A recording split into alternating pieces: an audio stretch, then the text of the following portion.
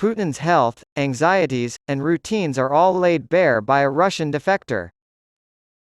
About 4 months ago, a high-ranking member of Vladimir Putin's personal protective service defected while on a work trip to Kazakhstan. He was responsible for setting up secure communications for Putin. "The man is a war criminal in my eyes," Russian defector Gleb Karakulov told the Dossier Center in London, which is funded by Russian billionaire and Putin foe Mikhail Khodorkovsky. "I do not consider it possible for me to carry out his criminal orders or even to be in his service, despite having taken part in some military activities. We are very concerned for his well-being," Dossier Center reporter Ilya Rozdestvensky said. "We have been waiting 4 months to release these interviews." Karakulov allegedly told Rozdestvensky that Putin uses planes for show but commutes to work in an unremarkable but armored train fitted with a special communication system. "Putin is extremely paranoid about being followed." Rozdestvensky adds that Putin's health is fine despite the speculation. Putin's illness forced the cancellation of only a few business trips. "If you only get sick twice in 13 years, you're probably very healthy." Karakulov informed us that Putin visits a doctor annually for checkups. That means he's healthier than most people 10 years his junior. Without telling his parents, who are on the side of those fighting in Ukraine, Karakulov fled Russia. His family of wife and daughter followed his lead in leaving. According to Rozdestvensky, he warned him not to inquire about potential approaches from foreign intelligence services. Sources in the intelligence community believe that Karakulov, wherever he may be hiding out, is cooperating with the intelligence agencies of the country that has granted him asylum in exchange for protection from the Russian government. To what do we owe the nationwide increases in grocery prices? When it comes to buying groceries, some consumers are feeling the pinch. The level of worry is a 10. It's 10. It's tough out here, said new mother Roxy Myers.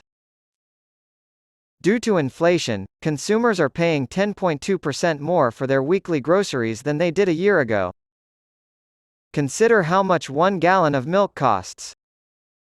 The price in 2020 was $3.20. The price increased by 31% this year, from $3.80 to $4.20. Prices for bread increased by 22%, to $1.90. This shopper in Cincinnati is now careful about how much cereal she buys. It's very costly. Shopper Kate Swearingen lamented, "If you have several children and the children don't all eat the same cereal, you're really having a hard time."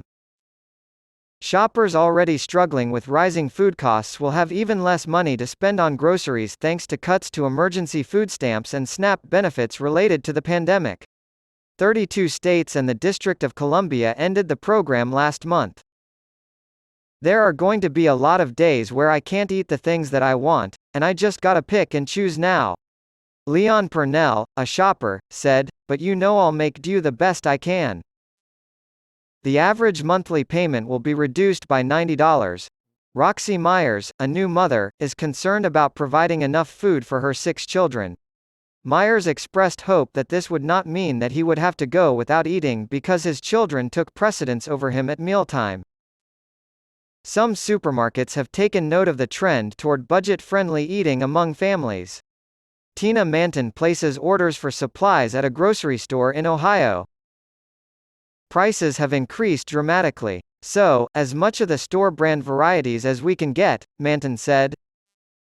Philip Francis, manager of Esha's Discount Groceries, said, "I walk through the other stores and I'm asking myself, how can everyday regular Americans afford prices like these?"